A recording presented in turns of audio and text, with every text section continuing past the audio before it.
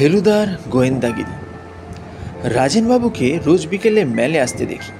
মাথার চুল সব পাকা, গায়ের রং ফর্সা, মুখের ভাব হাসি খুশি। পুরনো নেপালি আর তিব্বতী জিনিস যে দোকানটায় আছে সেটায় কিছুক্ষণ কাটিয়ে বাইরে এসে বেঞ্চিতে আধ ঘন্টা মতন বসে সন্ধ্যে হব হলে জলাপাহাড়ে বাড়ি ফিরে যান।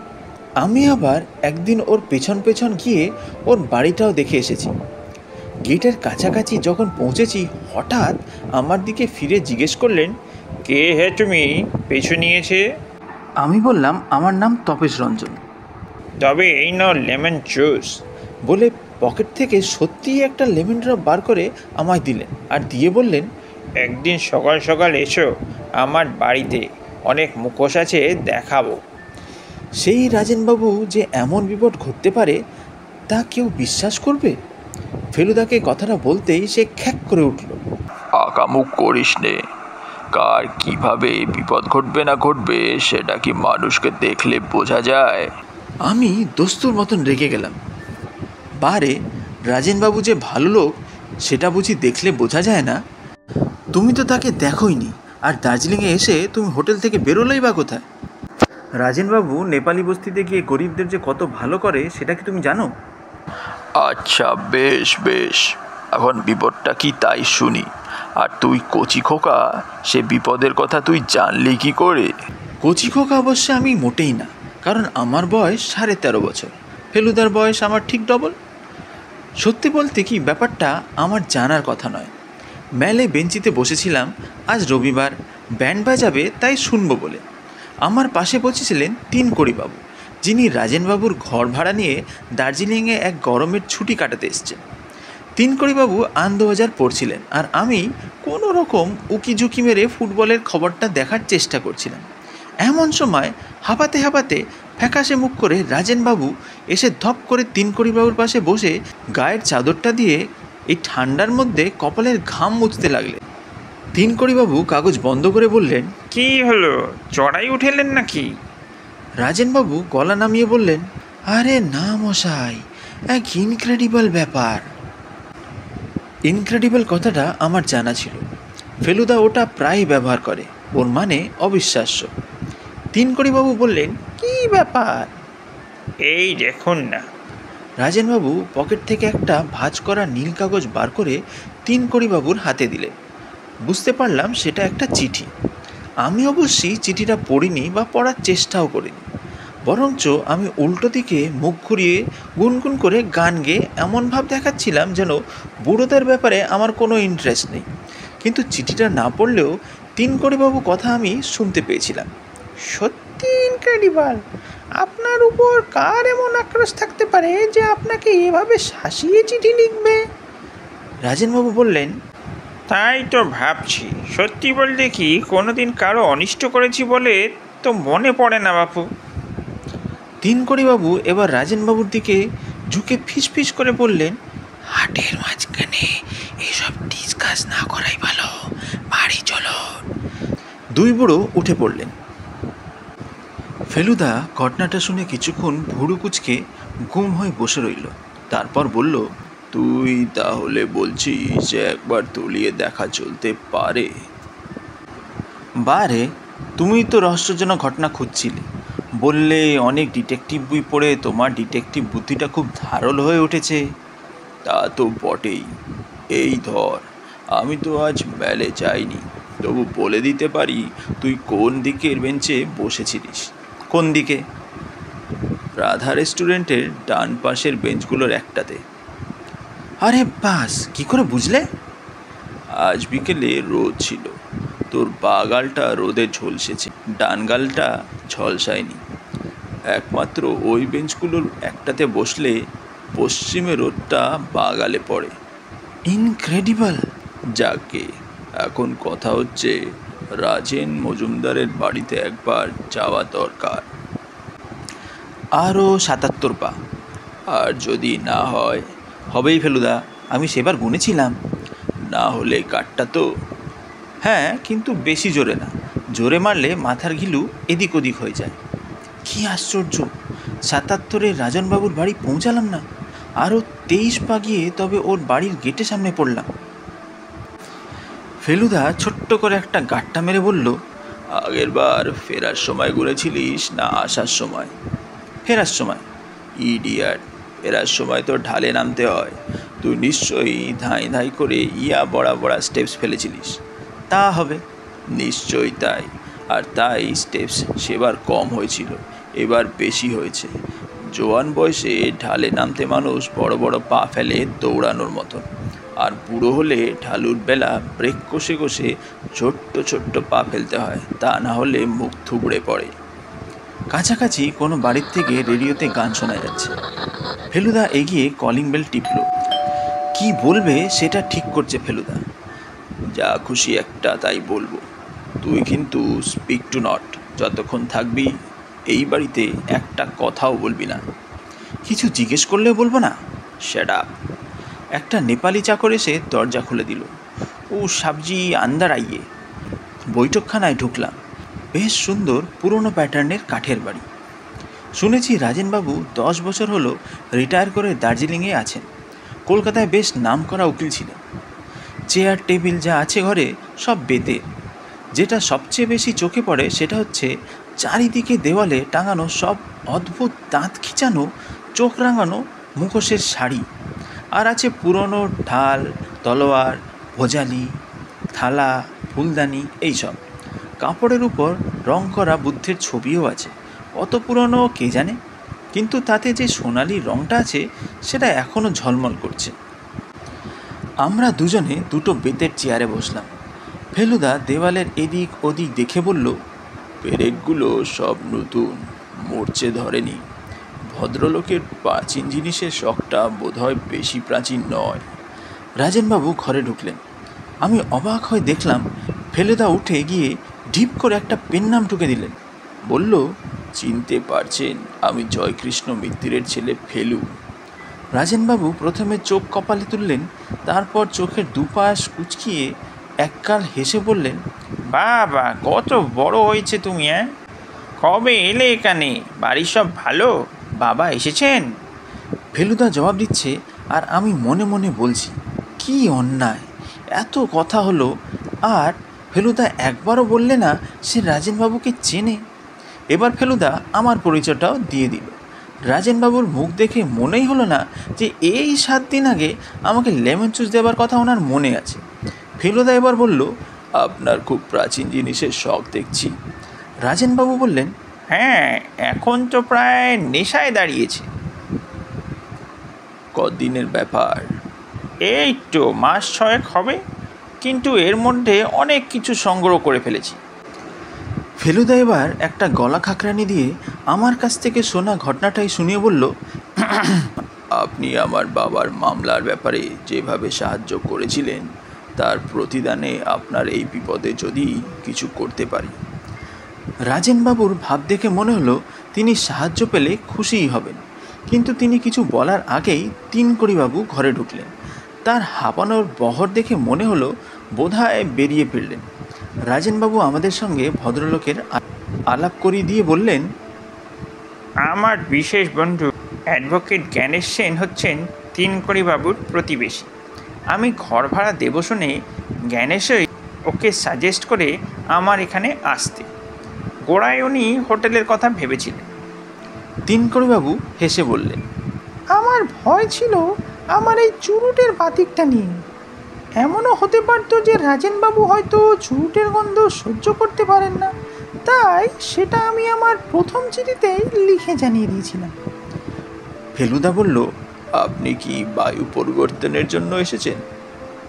তা বটে, তবে বায়ুর অভাবটাই যেন লক্ষ্য করেছি বেশি। পাহাড়ে ঠান্ডাটা আর একটু বেশি এক্সপেক্ট করে লোকে। ফেলুদা হঠাৎ বলল, আপনার বোধহয় গান বাজনার শখ।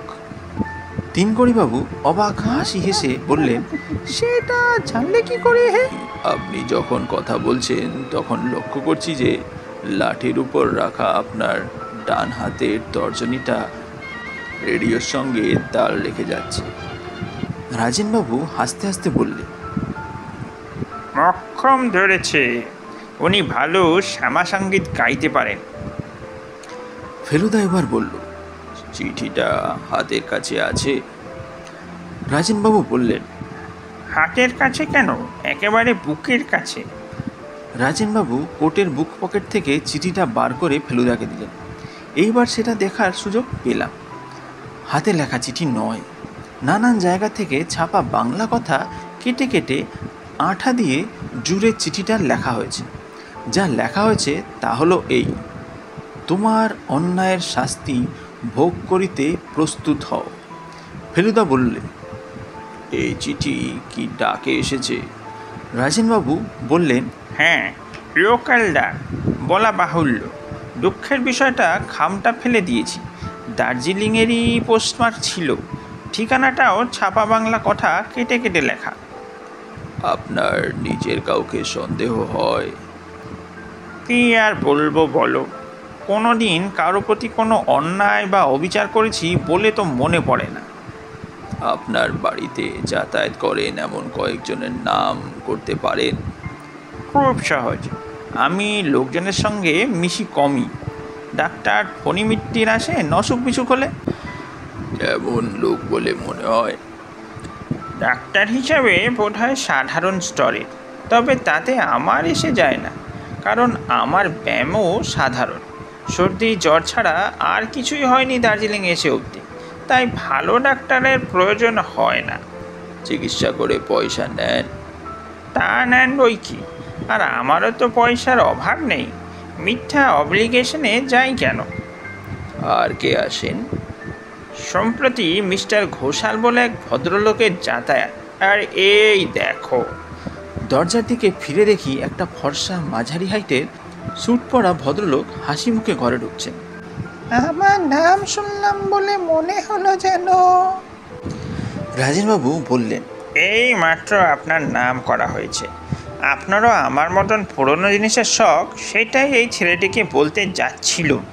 আপনার সঙ্গে আলাপটা করিয়েই দিই। নমস্কার টমস্কারের পর মিস্টার ঘোষাল, পুরো নাম অবনীমোহন ঘোষাল, রাজেনবাবুকে বললেন, আপনাকে আজ দোকানে দেখতে পেলুম না, তাই একবার ভাবলুম খোঁজ নিয়েই আসি। রাজেনবাবু বললেন, না, আজ শরীরটা ভালো ছিল না। বুঝলাম রাজেনবাবু চিঠিটার কথা মিস্টার ঘোষালকে বলতে চান। ফেলুদাও মিস্টার ঘোষাল আসার সঙ্গে সঙ্গে চিঠিটা হাতের তেলোর মধ্যে লুকিয়ে ফেলেছে। ঘোষাল বললেন, আপনি ব্যস্ত থাকলে আজ বরং আসলে আপনার ওই তিব্বতী ঘণ্টা দেখার একবার ইচ্ছা ছিল। রাজেনবাবু বললেন, সে তো খুবই সহজ ব্যাপার, হাতের কাছেই আছে। রাজেনবাবু ঘণ্টা আনতে পাশের ঘরে চলে গেলেন। ফেলুদা ঘোষালকে জিজ্ঞেস করল, আপনি কি এখানেই থাকেন? ভদ্রলোক দেওয়াল থেকে একটা ভোজালি নামিয়ে সেটা দেখতে দেখতে বললেন, আমি কোনো এক জায়গায় বেশি দিন থাকি না, আমার ব্যবসার জন্য প্রচুর ঘুরতে হয়। আমি কিউরিও সংগ্রহ করি। বাড়ি ফেরার পথে ফেলুদাকে জিজ্ঞেস করে জেনেছিলাম কিউরিও মানে দুষ্প্রাপ্য প্রাচীন জিনিস। রাজেনবাবু ঘণ্টাটা নিয়ে এলেন। দারুণ দেখতে জিনিসটা, নিচের অংশটা রূপোর তৈরি, হাতলটা তামা আর পেতল মেশানো, আর তার উপরে লাল নীল সব পাথর বসানো। অবনীবাবু চোখ ঠোক কুচকে বেশ অনেকক্ষণ ধরে ঘণ্টাটা এদিক ওদিক ঘিরিয়ে দেখলেন।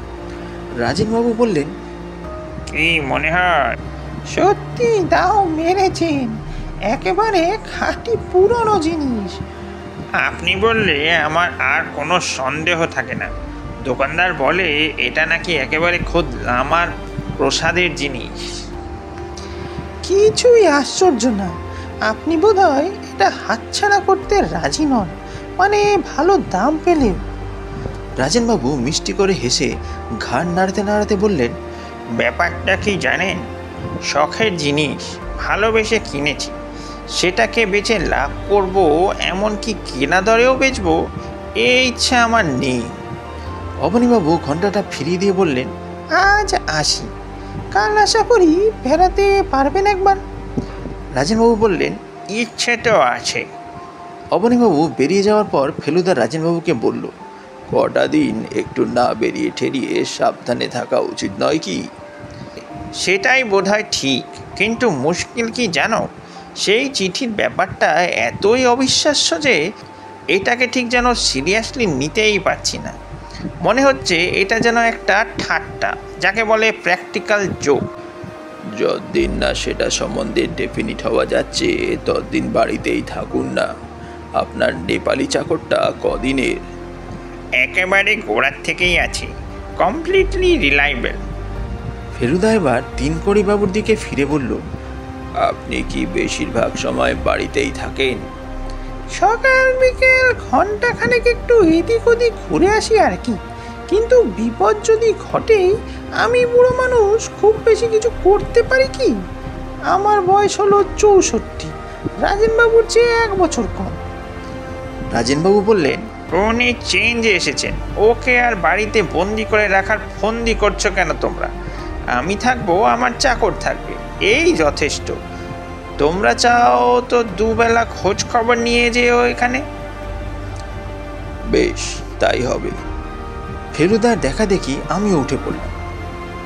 আমরা যেখানে বসেছিলাম তার উল্টো দিকেই একটা ফায়ারপ্লেসের উপরেই একটা তাক, আর সেই তাকের উপরেই 3টে ফ্রেমে বাঁধানো ছবি।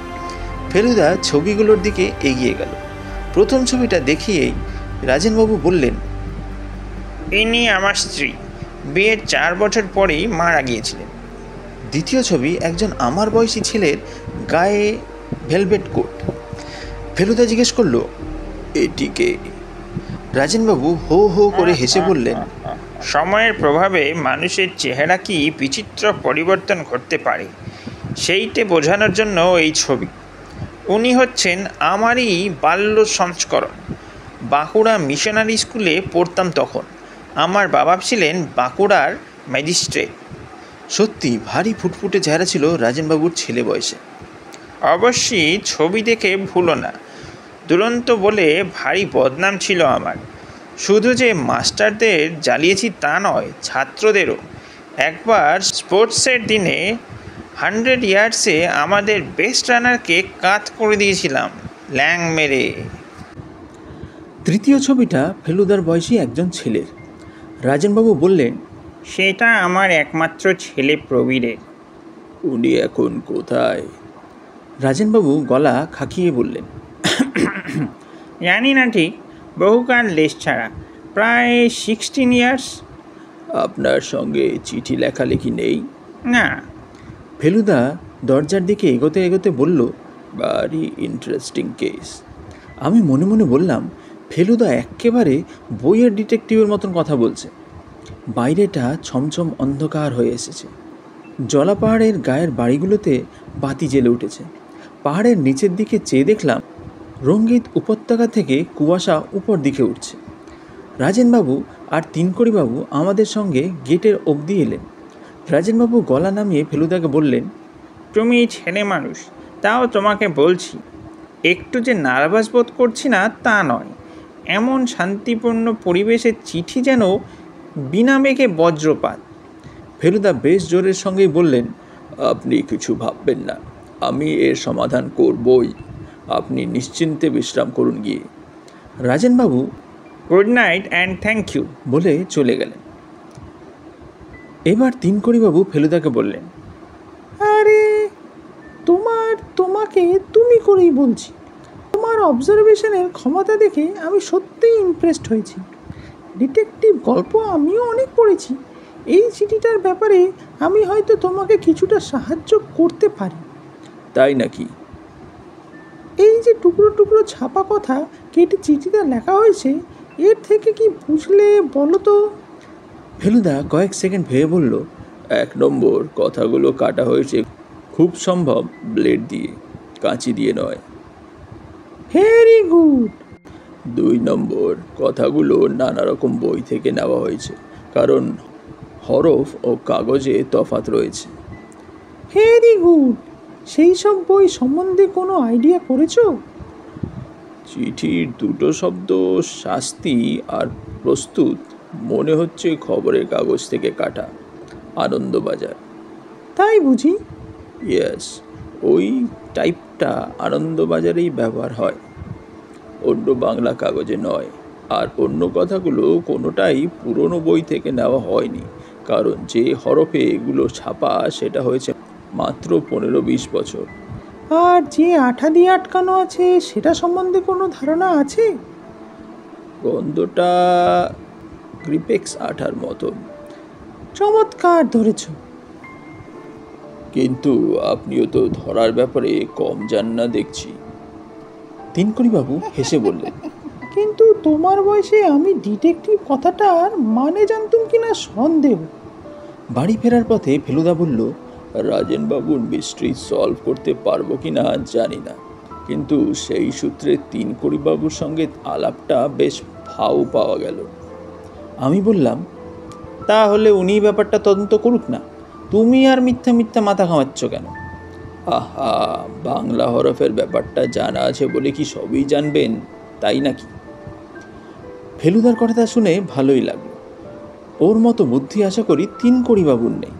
মাঝে মাঝে ফোড়ন দিলে আপত্তি নেই, কিন্তু আসল কাজটা যেন ফেলুদাই করে। কাকে অপরাধী বলে মনে হচ্ছে ফেলুদা? অপরা কথাটার মাঝখানে ফেলুদা থেমে গেল, আর দৃষ্টি দেখলাম একজন লোককে ফলো করে পিছন দিকে ঘুরছে। লোকটাকে দেখলি? কই না তো, মুখ দেখিনি তো।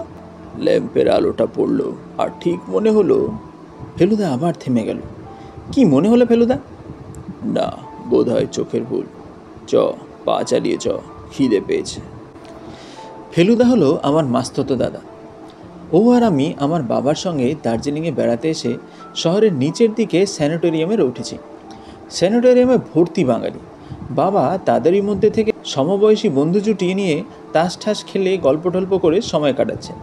আমি আর ফেলুদা কোথায় যাই কী করি তা নিয়ে বিশেষ মাথা ঘামান না। আজ সকালে আমার ঘুম থেকে উঠতে একটু দেরি হয়েছে। উঠে দেখি বাবা রয়েছেন, কিন্তু ফেলুদার বিছানা খালি। কি ব্যাপার?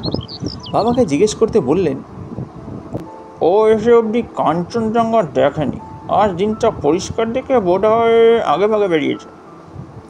আমি কিন্তু মনে মনে আন্দাজ করেছিলাম যে ফেলুদা তদন্তের কাজ শুরু করে দিয়েছে আর সেই কাজেই বেরিয়েছে। কথাটা ভেবে ভারী রাগ হলো। আমাকে বাদ দিয়ে কিছু করার কথা তো ফেলুদার নয়। যাই হোক, আমিও মুখ টুক ধুয়ে চাটা খেয়ে বেরিয়ে পড়লাম। লেডেনলা রোডে ট্যাক্সি স্ট্যান্ডের কাছাকাছি এসে ফেলুদার সঙ্গে দেখা হয়ে গেল। আমি বললাম, বারে তুমি আমায় ফেলে বেরিয়েছো কেন? শরীরটা ম্যাচ করছিল, তাই ডাক্তার দেখাতে গেছিলাম। ফণি ডাক্তার? তোর একটু একটু বুদ্ধি খুলছে দেখছি। দেখালে? 4 টাকা ভিজিট নিল আর একটা ওষুধ লিখে দিল। ভালো ডাক্তার? অসুখ নেই তাও পরীক্ষা করে ওষুধ দিচ্ছে, কেমন ডাক্তার বুঝে দেখ। তারপর বাড়ির যা চেহারা দেখলাম তাতে পেশেন্ট যে খুব বেশি তাও মনে হয় না। তাহলে উনি কখনোই চিঠিটা লেখেননি? কেন? গরিব লোকের এত সাহস হয় নাকি? তার টাকার দরকার হলে হয় বই কি। কিন্তু চিঠিতে তো টাকা চাইনি। ওইভাবে খোলাখুলি বুঝি কেউ টাকা চায়? তবে রাজেনবাবুর অবস্থা কাল কীরকম দেখলি বলতো? কেমন যেন ভীতু ভীতু। ভয় পেয়ে মনের অসুখ হতে পারে সেটা জানিস? তা তো পারেই। আর মনের অসুখ থেকে শরীরের অসুখ? তাও হয় বুঝি। ইয়েস, আর শরীরের অসুখ হলে ডাক্তার ডাকতে হবে সেটা আশা করি তোর মতন ক্যাবলারাও জানা আছে। ফেলুদার বুদ্ধি দেখে আমার প্রায় নিঃশ্বাস বন্ধ হয়ে এলো। অবশ্যই ফণি ডাক্তার যদি সত্যি এত সব ভেবে ঠেবে চিঠিটা লিখে থাকে, তাহলে ওরও বুদ্ধি সাংঘাতিক বলতে হবে। ম্যালের মুখে পড়ার কাছাকাছি যখন এসেছি তখন ফেলুদা বলল, কিউরিওর সম্বন্ধে একটা কিউরিওসিটি বোধ করছি। কিউরিওর মানে আগেই শিখেছিলাম, আর কিউরিওসিটির মানে যে কৌতূহল সেটা স্কুলেই জেনেছি।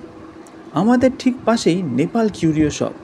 রাজেনবাবু আর অবনীবাবু এখানেই আসেন। ফেলুদা শটান দোকানের ভিতরে গিয়ে ঢুকলো। দোকানদারের গায়ে ছাই রঙের কোট, গলায় মাফলার আর মাথায় সোনালি কাজ করা কালো টুপি। ফেলুদাকে দেখে হাসি হাসি মুখ করে এগিয়ে এলো। দোকানের ভেতরটা পুরনো জিনিসপত্রে গিজগিজ করছে, আলো বেশি নেই আর গন্ধটাও যেন সেকেলে। ফেলুদা এদিক ওদিক দেখে গম্ভীর গলায় বলল, ভালো পুরনো ঠাঙ্কা আছে? পাশের ঘরে আসুন, ভালো জিনিস তো বিক্রি হয়ে গেছে স্যার, তবে নতুন মাল আবার কিছু আসিছে। পাশের ঘরে যাওয়ার সময় আমি ফেলুদার কানের কাছে মুখ নিয়ে গিয়ে বললাম, ধাঙ্কা কি জিনিস? ফেলুদা দাঁতে দাঁত চেপে বলল, দেখতেই তো পাবি। পাশের ঘরটা আরও ছোট, যাকে বলে একেবারে ঘুপচি। দোকানদার দেওয়ালে ঝোলানো সিল্কের উপর আঁকা একটা বুদ্ধের ছবি দেখিয়ে বলল, এই একটাই ভালো জিনিস আছে স্যার, তবে একটু ড্যামেজ। একেই বলে থাঙ্কা? এই জিনিস তো রাজেনবাবুর বাড়িতে অনেক আছে। ফেলুদা ভীষণ বিজ্ঞের মতন থাঙ্কাটার গায়ে উপরে চোখ ঠেকিয়ে উপর থেকে নিচে অবধি প্রায় 3 মিনিট ধরে দেখে বলল, এটার বয়স তো 70 বছরের বেশি বলে মনে হচ্ছে না। আমি অত্যন্ত 300 বছর পুরনো জিনিস চাইছি। দোকানদার বলল, আমরা আজ বিকেলে কিন্তু একলট মাল পাচ্ছি, তার মধ্যে ভালো থাঙ্কা পাবেন। আজই পাচ্ছেন? আজই? এই খবরটা তাহলে রাজেনবাবুকে জানাতে হয়। মিস্টার মজুমদার, ওনার তো জানা আছে, রেগুলার খদ্দের যে 2-3 জন আছেন তার সকলেই নতুন মাল দেখতে বিকেলে আসছেন। অবনীবাবু খবরটা পেয়ে গেছেন? মিস্টার ঘোষাল, চোরু। আর বড় খদ্দের কে আছেন আপনাদের? আর আছেন মিস্টার গ্লিমোর, চা বাগানের ম্যানেজার, সপ্তাহে 2 দিন বাগান থেকে আসেন। আর মিস্টার নওলাখা, উনি এখন সিকিমে। বাঙালি আর কেউ নেই? না স্যার। আচ্ছা, দেখি বিকেলে যদি একবার ডু মারতে পারি। তারপর আমার দিকে ফিরে বলল, তপসে, তুই একটা মুখোশ চাস? তপসে যদিও আমার আসল ডাকনাম নয়, তবুও ফেলুদা তপেশ থেকে ওই নামটাই করে নিয়েছে। মুখোশের লোভ কি সামলানো যায়? ফেলুদা নিজেই একটা বাছাই করে আমাকে কিনে দিয়ে বলল, এইটি সবচেয়ে হরেন্ডাস, কি বলিস? ফেলুদা বলে, হরেন্ডাস বলে আসলে কোনো শব্দই হয় না। ট্রিমেন্ডাস মানে সাংঘাতিক, আর হরিবল মানে বিভৎস। এই দুটো একসঙ্গে বোঝাতে নাকি কেউ কেউ হরেন্ডাস ব্যবহার করে। মুখোশটা সম্বন্ধে যে ওই কথাটা দারুণ খাটে, সে বিষয়ে কোনো সন্দেহ নেই। দোকান থেকে বেরিয়ে ফেলুদা আমার হাত ধরে কি একটা বলতে গিয়ে হঠাৎ থেমে গেল। এবারও দেখি ফেলুদা একজন লোকের দিকে দেখছে। বোধহয় কাল রাতে যাকে দেখেছিল সেই লোকটাই। বয়স আমার বাবার মতন, মানে 40-42, গায়ের রং ফর্সা, চোখে কালো চশমা। যে স্যুটটা পরে আছে সেটা দেখে মনে হচ্ছে খুব দামি। ভদ্রলোক ম্যালের মাঝখানে দাঁড়িয়ে পাইপ ধরাচ্ছেন। আমার দেখেই কেমন যেন চেনা চেনা মনে হলো, কিন্তু কোথায় দেখেছি ঠিক বুঝতে পারলাম না। ফেলুদা সোজা লোকটার দিকে এগিয়ে গিয়ে তার পাশে দাঁড়িয়ে ভীষণ সাহেবী কায়দায় উচ্চারণে বলল, এক্সকিউজ মি, আপনি মিস্টার চ্যাটার্জি? ভদ্রলোক একটু গম্ভীর গলায় পাইপ কামড়ে বলল, no, I am not. Feluda খুবই অবাক হওয়ার ভান করে বলল, স্ট্রেঞ্জ, আপনি সেন্ট্রাল হোটেলে উঠেছেন না? ভদ্রলোক একটু হেসে অবজ্ঞার সুরে বললেন, নো, মাউন্ট এভারেস্টে, and I don't have a twin brother. এই বলে ভদ্রলোক কটকটিয়ে অবজারভেটরি হিলের দিকে চলে গেলেন। যাওয়ার সময় লক্ষ্য করলাম যে তার কাছে একটা ব্রাউন কাগজে মোড়া প্যাকেট, আর কাগজটার গায়ে লেখা নেপালি কিউরিও শপ। আমি চাপা গলায় বললাম, ফেলুদা, অনেকে মুখোশ কিনেছেন নাকি? তা কিনতে পারে, মুখোশটা তো তোর আর আমার একচেটিয়া নয়। চ, ক্যাভেন্টার্সে গিয়ে একটু কফি খাওয়া যাক। ক্যাভেন্টার্সের দিকে যেতে যেতে ফেলুদা বলল, লোকটাকে চিনলি? আমি বললাম, তুমিই চিনলে না, আমি আবার কি করে চিনব বলো? তবে চেনা চেনা লাগছিল। আমি চিনলাম না? বারে, কোথায় চিনলে? ভুললাম বললে যে। তোর যদি একটু সেন্স থাকে। ভুললাম বলেছি হোটেলের নামটা বের করার জন্য, সেটাও বুঝলি না? লোকটার আসল নাম কি জানিস? কি? প্রবীর মজুমদার। ও হো, হ্যাঁ, ঠিক বলেছো, ঠিক বলেছো। রাজেনবাবুর ছেলে, তাই না? যার ছবি রয়েছে তাকের উপরে। অবশ্যই বয়সটা এখন অনেক বেড়ে গেছে তো। শুধু সে চেহারায় মিল তা নয়, গালের আঁচিলটা নিশ্চয়ই তুই লক্ষ্য করেছিস। আসল কথাটা হচ্ছে, ভদ্রলোকের জামা কাপড় সব বিলিতি, স্যুট লন্ডনের, টাই প্যারিসের, জুতো ইটালিয়ান, এমনকি রুমালটা পর্যন্ত বিলিতি। সদ্য বিলেত ফেরত, সে বিষয়ে কোনো সন্দেহ নেই। কিন্তু ওর ছেলে এখানে রয়েছে সে খবর রাজেনবাবু জানেন না। বাপ যে এখানে রয়েছে সেটা ছেলে জানে কিনা সেটাও খোঁজ নিয়ে দেখা দরকার। রহস্য ক্রম ঘনিয়ে আসছে। এই কথাটা ভাবতে ভাবতে ক্যাভেন্টারের দোকানে পৌঁছালাম। দোকানের ছাদে যে বসার জায়গাটা আছে সেটা আমার ভীষণ ভালো লাগে। চারদিকে দার্জিলিং শহরটা আর ওই নিচে বাজারটা দারুণ ভালো দেখায়। ছাদে উঠে দেখি কোণের টেবিলে চুরুট হাতে তিনকড়িবাবু বসে কফি খাচ্ছে। ফেলুদাকে দেখতে পেয়েই হাত তুলে তার টেবিলে গিয়ে বসতে বললেন আমাদের। আমরা তিনকড়িবাবুর দুদিকে দুটো টিনের চেয়ারে বসলাম। তিনকড়িবাবু ফেলুদাকে বললেন, ডিটেকশনে তোমার পারদর্শিতা দেখে খুব খুশি আমি। তোমাদের দুজনকে দুটো হট চকলেট খাওয়াবো, আপত্তি আছে? হট চকলেটের নাম শুনে আমার জিভে জল এসে গেল। তিনকড়িবাবু তুড়ি মেরে একটা বেয়ারাকে ডাকলেন। বেয়ারা এসে অর্ডার নিয়ে গেলে পর তিনকড়িবাবু কোটের পকেট থেকে একটা বই বার করে ফেলুদাকে দিয়ে বললেন, এই নাও, এটা এক্সট্রা কপি ছিল, আমার লেটেস্ট বই, তোমায় দিলুম। বইয়ের মলাটটা দেখে ফেলুদার মুখটা হাঁ হয়ে গেল। আপনার বই? মানে আপনি লেখা, আপনি গুপ্তচর নাম নিয়ে লেখেন? তিনকড়িবাবু আধবোঝা চোখে অল্প হাসি হেসে মাথা নেড়ে হ্যাঁ বললেন। ফেলুদার অবাক ভাব আরও যেন বেড়ে গেল। সে কি, আপনার সব কটা উপন্যাস যে আমার পড়া। বাংলায় আপনাকে ছাড়া আর কারুর রহস্য উপন্যাস আমার ভালো লাগে না। Thank you. ব্যাপারটা কি জানো, এখানে একটা প্লট মাথা নিয়েই লেখার জন্য এসেছিলাম। এখন দেখছি বাস্তব জীবনের রহস্য নিয়ে মাথা ঘামিয়ে ছুটিটা ফুরিয়ে গেল। আমার সত্যি দারুণ লাগ আপনার সঙ্গে এভাবে আলাপ হয়ে গেল। দুঃখের বিষয়, আমার ছুটির মেয়াদ সত্যিই ফুরিয়ে এসেছে। কাল সকালে চলে যাচ্ছি আমি। আশা করছি যাবার আগে তোমাদের আরও কিছু হেল্প করে দিয়ে যেতে পারবো। ফেলুদা এবার তার এক্সাইটিং খবরটা তিনকড়িবাবুকে দিয়ে দিল। রাজেনবাবুর ছেলেকে আজ দেখলাম। বলো কি হে? এই 10 মিনিট আগে। তুমি ঠিক বলছো? চিনতে পেরেছো তো ঠিক? 14 আনা শিওর। মাউন্ট এভারেস্ট হোটেলে গিয়ে খোঁজ করলেই বাকি 2 আনাও পুড়ে যাবে বোধ হয়। তিনকড়িবাবু হঠাৎ একটা দীর্ঘশ্বাস ফেললেন। রাজেনবাবুর মুখে তার ছেলের কথা শুনেছ? কাল যা বললেন তার বেশি শুনিনি। আমি শুনেছি অনেক কথা। ছেলেটি অল্প বয়সেই বকে গিয়েছিল, বাপের সিন্দুক থেকে টাকা চুরি করে ধরা পড়েছিল। রাজেনবাবু তাকে তেজ্যপুত্র করেন, বাড়ির থেকে বেরিয়ে যেতে বলেন।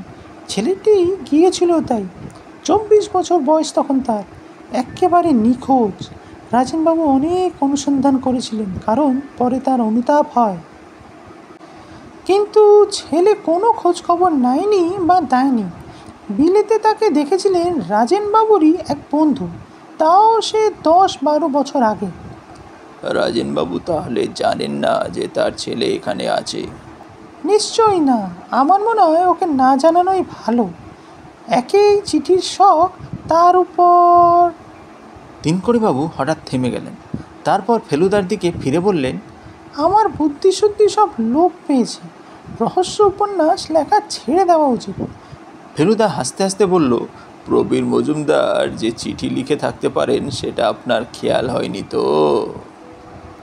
এক্স্যাক্টলি, কিন্তু। তিনকড়িবাবু অন্যমনস্ক হয়ে গেলেন।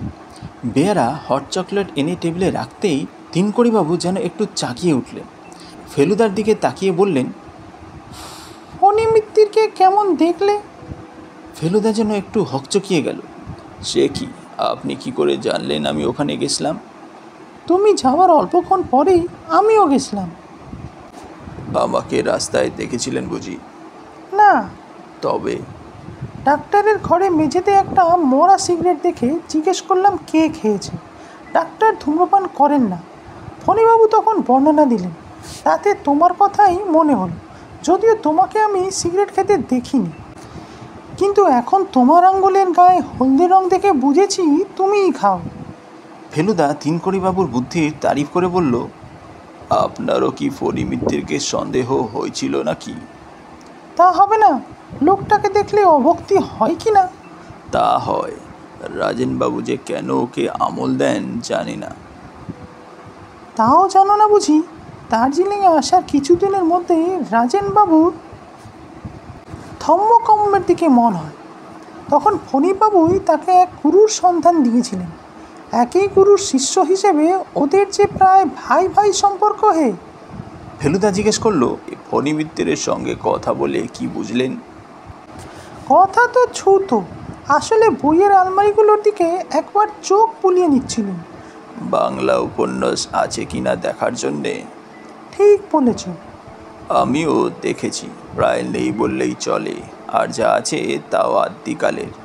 ঠিক, তবে ফণি ডাক্তার অন্যের বাড়ির বই থেকেও কথা কেটে চিঠি তৈরি করতে পারে। তা পারে, তবে লোকটাকে দেখে ভারী কুড়ে বলে মনে হয়। এ ব্যাপারে এতটা কাঠখড় পড়াবে সেটা কেন যেন বিশ্বাস হয় না। ফেলুদা এবার বলল, অবনী ঘোষাল লোকটা সম্বন্ধে আপনার কি ধারণা? বিশেষ সুবিধার লোক বলে মনে হয় না, ভারী উপর চালাক। আর ওসব প্রাচীন শিল্প টিল্প কিছু না, ওর আসল লোভ হচ্ছে টাকার। এখন খরচ করে জিনিস কিনছে, পরে বিদেশিদের কাছে বিক্রি করবে 5 গুণ প্রফিট করে। ওর পক্ষে এই হুমকি চিঠি দেওয়ার কোনো কারণ থাকতে পারে বলে আপনার মনে হয় কি? সেটা এখনো দলীয় দেখিনি। আমি একটা কারণ আবিষ্কার করেছি। আমি অবাক হয়ে ফেলুদার দিকে চাইলাম। ওর চোখ দুটো জল করছে।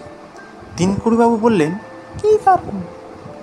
ফেলুদা গলাটা নামিয়ে নিয়ে বললেন, যে লোকটা থেকে ওরা জিনিস কেনেন সেখানে কিছু ভালো নতুন মাল আজ বিকেলে আসছে। এবার তিনকুড়িবাবু চোখও জল করে উঠল। বুঝেছি, হুমকি চিঠি পেয়ে রাজেন মজুমদার ঘরে বন্দি হয়ে রইলেন, আর সেই ফাঁকতালে অবনী ঘোষাল দোকানে গিয়ে সব লুটে পুটে নিলেন। এক্স্যাক্টলি। তিনকুড়িবাবু চকলেটের পয়সা দিয়ে উঠে পড়লেন। আমরাও দুজনে উঠে পড়লাম। উৎসাহে আর উত্তেজনায় আমার বুকটা ঢিপ ঢিপ করছিল। অবনী ঘোষাল, প্রবীণ মজুমদার আর ফণি মিত্র, তিনজনকেই তাহলে সন্দেহ করার কারণ আছে। 15 মিনিটের মধ্যেই মাউন্ট এভারেস্ট হোটেলে গিয়ে ফেলুদা সেই খবরটা জেনে নিল। প্রবীণ মজুমদার বলে একজন ভদ্র সেই হোটেলে 16 নম্বর ঘরে 5 দিন হলো এসে রয়েছেন। বিকেলের দিকে রাজেনবাবুর বাড়িতে যাবার কথা ফেলুদা বলেছিল, কিন্তু দুপুর থেকে মেঘলা করে 4টে নাগাদ তেড়ে বৃষ্টি নামলো। আকাশের চেহারা দেখে মনে হলো বৃষ্টি সহজে থামবে না। ফেলুদা সারাটা সন্ধে খাতা পেন্সিল নিয়ে কী সব যেন হিসেব করলো। আমার ভীষণ জানতে ইচ্ছা করছিল কী লিখছে, কিন্তু জিজ্ঞেস করতে সাহস হলো না। শেষটায় আমি তিনকুড়িবাবু বইটা নিয়ে পড়তে আরম্ভ করলাম। দারুণ থ্রিলিং গল্প। পড়তে পড়তে রাজেনবাবুর চিঠির ব্যাপারটা মন থেকে প্রায় মুছেই গেল। 8টা নাগাদ বৃষ্টি থামলো, কিন্তু তখন এত শীত যে বাবা আমাদের বেরোতে দিলেন না। পরদিন ভোরবেলা ফেলুদার ধাক্কার চোটে ঘুমটা ভাঙল। ওট ওট ওট তপসে ওট। আমি ধর্মড়িয়ে উঠে পড়লাম। ফেলুদা কানের কাছে মুখ এনে দাঁতে দাঁত চেপে এক নিঃশ্বাসে বলে গেল, রাজেনবাবুর নেপালি চাকরটা এসছিল, বলল বাবু এখনই যেতে বলেছেন, বিশেষ দরকার, তুই যেতে চেলে চ। সে আর বলতে। 15 মিনিটের মধ্যেই তৈরি হয়ে রাজেনবাবুর বাড়িতে পৌঁছে দেখি তিনি ফ্যাকাশে মুখ করে খাটে শুয়ে আছেন। ফণি ডাক্তার তার নাড়ি টিপে খাটের পাশটায় বসে, আর তিনকুড়িবাবু এই শীতের মধ্যেও একটা হাত পাখা নিয়ে মাথার পিছনটা দাঁড়িয়ে হাওয়া করছেন। ফণিবাবুর নাড়ি দেখা হলে পর রাজেনবাবু যেন বেশ কষ্ট করে জোরে নিঃশ্বাস নিতে নিতে বললেন, কাল রাতে 12টার কিছু পরে ঘুমটা ভাঙতেই বিদ্যুতের আলোয় আমার মুখের ঠিক সামনে I saw a masked face, মুখোশ পরা মুখ। রাজেনবাবু দম নিলেন। ফণি মিত্র দেখলাম একটা প্রেসক্রিপশন লিখছেন। রাজেনবাবু বললেন, দেখে এমন হলো যে চিৎকারও বেরোলো না গলা দিয়ে। রাতটা যে কিভাবে কেটেছে তা বলতে পারি না। ফেলুদা বলল, আপনার জিনিসপত্র কিছু চুরি হয়নি তো? রাজেনবাবু বললেন, না, তবে আমার বিশ্বাস আমার বালিশের তলার থেকে আমার চাবির গোছাটা নিতেই সে আমার উপরে ঝুঁকেছিল। ঘুম ভেঙে যাওয়াতে জানলা দিয়ে লাফিয়েছে। ওহ, হরিবাল হরিবাল। ফণি ডাক্তার বললেন, আপনি উত্তেজিত হবেন না, আপনাকে একটা ঘুমের ওষুধ দিচ্ছি, আপনার কমপ্লিট রেস্টের দরকার। ফণিবাবু উঠে পড়লেন।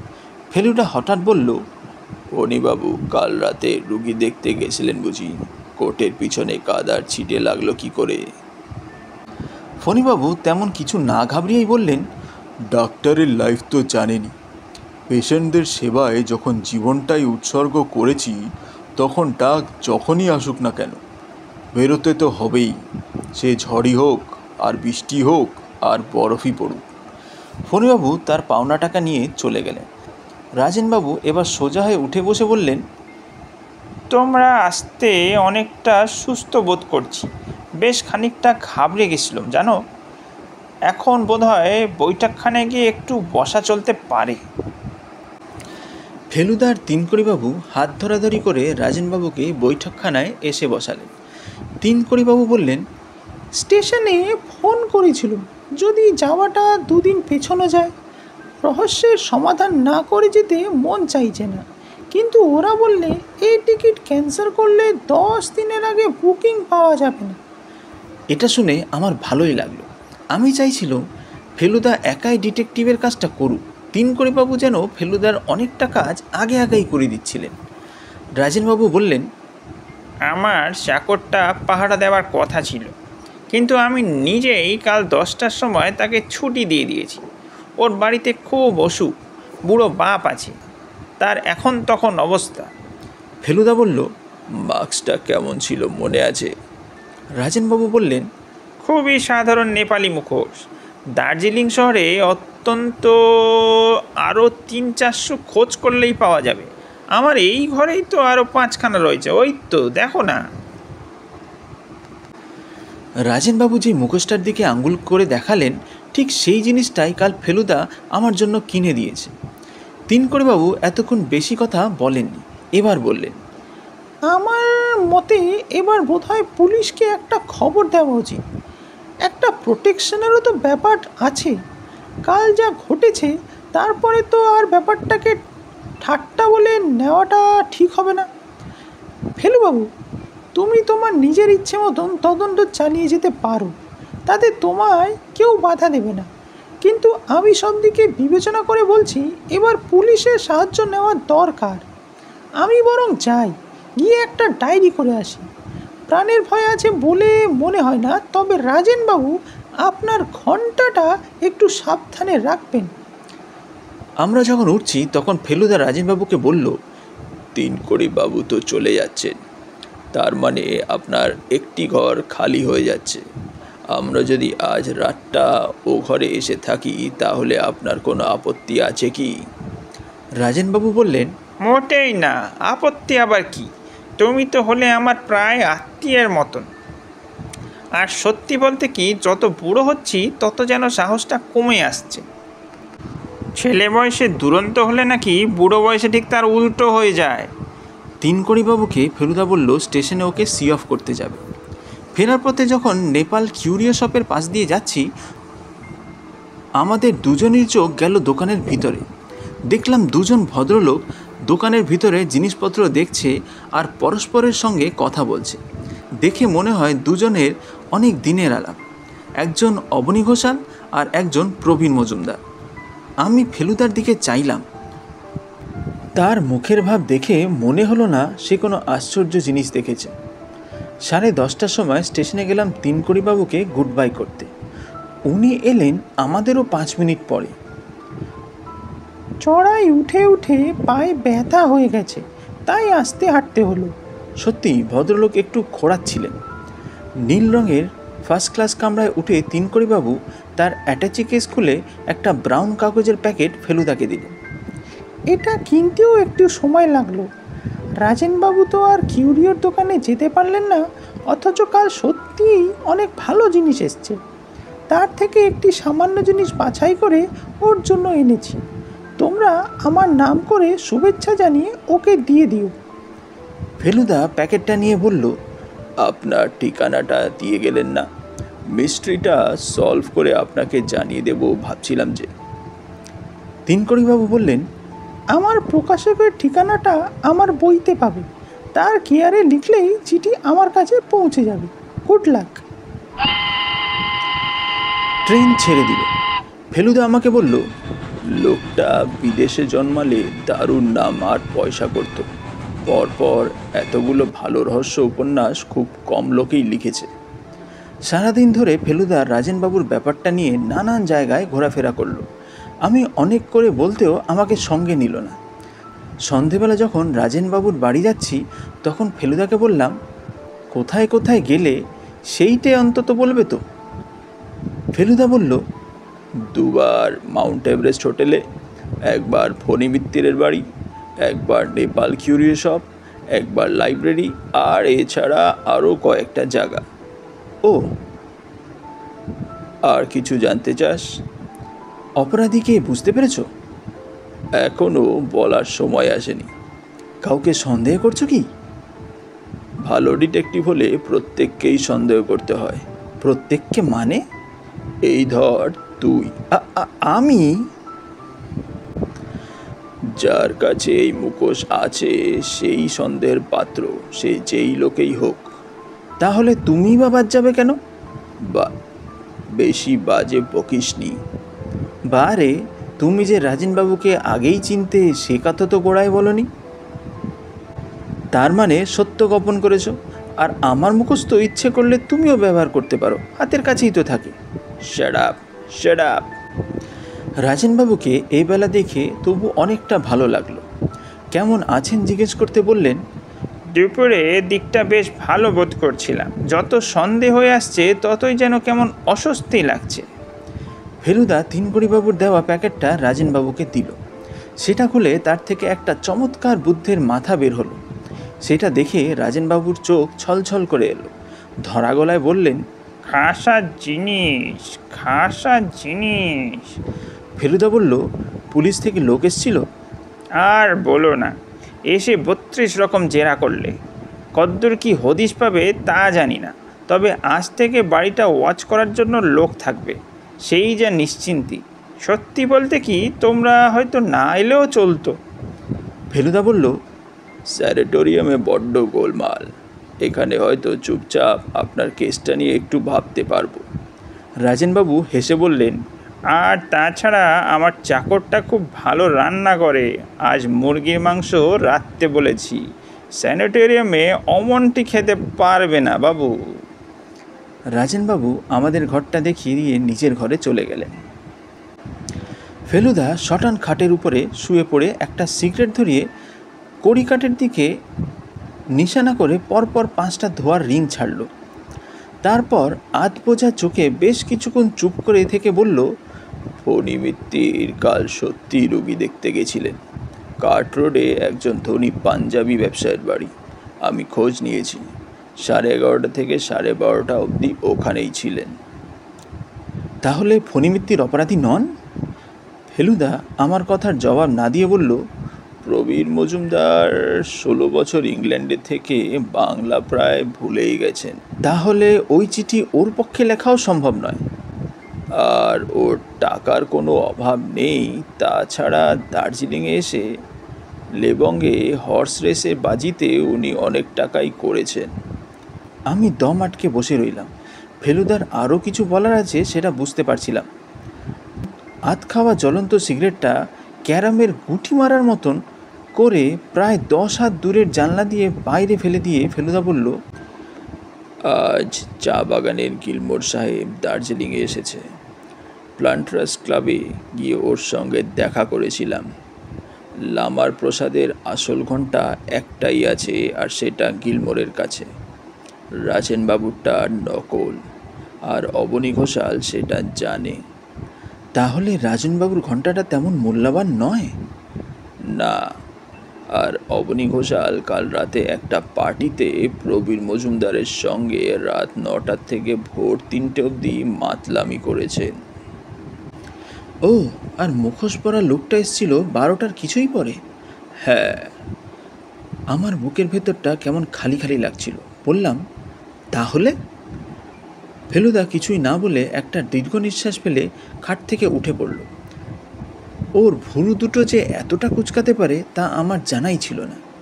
কয়েক সেকেন্ড চুপ করে দাঁড়িয়ে থেকে কী যেন ভেবে ফেলুদা বৈঠকখানার দিকে চলে গেল। যাওয়ার সময় আমায় বলল, একটু একা থাকতে চাই, ডিস্টার্ব করিস না। কি আর করি, এবার ওর জায়গায় আমি বিছানায় শুলাম। সন্ধে হয়ে এসছে, ঘরের বাতিটা আর জ্বালাতে ইচ্ছা করলো না। খোলা জানলা দিয়ে অবজারভেটরি হিলের দিকটায় অন্যান্য বাড়ির আলো দেখতে পারছিলাম। বিকেলে ম্যাল থেকে একটা গোলমালের শব্দ পাওয়া যাচ্ছিল, এখন সেটা মিলিয়ে এসছে। একটা ঘোড়ার খুঁড়ের আওয়াজ পেলাম, দূর থেকে কাছে এসে আবার মিলিয়ে গেল। সময় চলে যাচ্ছে, জানলা দিয়ে শহরের আলো কেমন যেন ঝাপসা হয়ে আসছে, বোধহয় কুয়াশা হয়েছে। ঘরের ভিতরটা এখন আরও অন্ধকার, একটা ঘুম ঘুম ভাব আসছে মনে হলো। চোখের পাতা দুটো কাছাকাছি এসে গেছে, এমন সময় মনে হলো কে যেন ঘরে ঢুকেছে।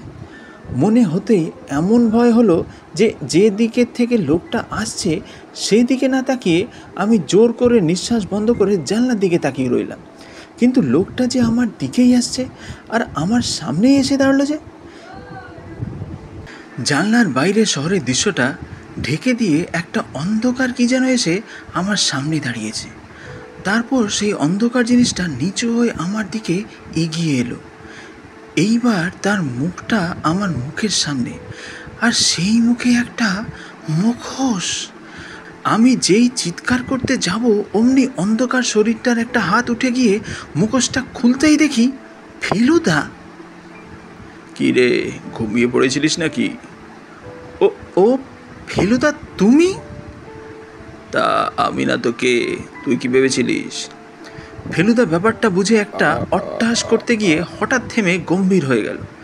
তারপর খাটের পাশটা বসে বলল, রাজেনবাবুর মুখোশগুলো সব কটা পরে দেখছিলাম, তুই এইটে একবার পরতো। ফেলুদা আমাকে মুখোশটা পরিয়ে দিল। অস্বাভাবিক কিছু লাগছে কি? কই না তো, আমার পক্ষে একটু বড়, এই যা। আর কিছু না, ভালো করে ভেবে দেখতো। একটু একটু যেন গন্ধ। কিসের গন্ধ? চুরুট। ফেলুদা মুখোশটা খুলে নিয়ে বলল, এক্স্যাক্টলি। আমার বুকের ভিতরটা আবার ঢিপ ঢিপ করছিল, মুখ দিয়ে বেরিয়ে গেল, 3 কোটি বাবু। ফেলুদা দীর্ঘশ্বাস ফেলে বলল, সুযোগের দিক দিয়ে সবচেয়ে বেশি ছিল ওরই। বাংলার উপন্যাস, খবরের কাগজ, ব্লেড, আঠা, কোনোটারই অভাব নেই। আর তুই লক্ষ্য করেছিলিস নিশ্চয়ই, স্টেশনে আজ যেন একটু খোঁড়াচ্ছিলেন। সেটা বোধহয় কাল জানলার বাইরে লাফিয়ে পড়ার দরুন। কিন্তু আসল যেটা রহস্য সেটা হলো কারণটা কি। রাজেনবাবুকে তো মনে হয় রীতিমতন সমীহ করতেন ভদ্রলোক।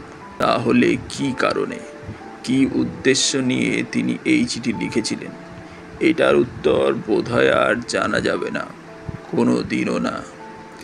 রাত্রে কোনো দুর্ঘটনা ঘটেনি। সকালে খাবার ঘরে বসে রাজেনবাবুর সঙ্গে চা খাচ্ছি, এমন সময় নেপালি চাকরটা একটা চিঠি নিয়ে এলো। আবার সেই নীল কাগজ, আর খামের উপরে দার্জিলিংয়ের পোস্টমার্ক। রাজেনবাবু ফ্যাকাশে মুখ করে কাঁপতে কাঁপতে চিঠির ভাঁজ খুলে ফেলুদাকে দিয়ে বললেন, তুমি পড়ো, আমার সাহস আর হচ্ছে না। ফেলুদা চিঠিটা নিয়ে জোরে জোরে পড়ল। তাতে লেখা আছে, প্রিয় রাজু, কলকাতায় জ্ঞানেশের কাছ থেকে তোমার ঘরের খবর পেয়ে যখন তোমায় চিঠি লিখি, তখনও জানতাম না আসলে তুমি কে। তোমার বাড়িতে এসে তোমার ছেলে বয়সের ছবিখানা দেখেই চিনেছি। তুমি সেই 50 বছর আগে বাঁকুড়া মিশনারি স্কুলের আমারই সহপাঠী রাজু। এতকাল পরেও যে পুরনো আক্রোশ জাগিয়ে উঠতে পারে সেটা আমার জানা ছিল না। অন্যায়ভাবে ল্যাং মেরে তুমি যে শুধু আমায় 100 ইয়ার্সের নিশ্চিত পুরস্কার ও রেকর্ড থেকে বঞ্চিত করেছিলে তাই নয়, আমাকে রীতিমতন জখমও করেছিলে। বাবা বদলি হলেন তখনই, তাই তোমার সঙ্গে বোঝাপড়া হয়নি, আর তুমিও আমার মন আর শরীরের কষ্টের কথা জানতে পারোনি। 3 মাস প্রায় প্লাস্টার লাগিয়ে হাসপাতাল পড়েছিলাম। এখানে এসে তোমার জীবনের শান্তিময় পরিপূর্ণতার ছবি আমাকে অশান্ত করেছিল, তাই তোমার মনে খানিকটা সাময়িক উদ্বেগের সৃষ্টি করে তোমার সেই প্রাচীন অপরাধের শাস্তি দিলাম। শুভেচ্ছা নিও, ইতি তিনু শ্রী তিনকড়ি মুখোপাধ্যায়।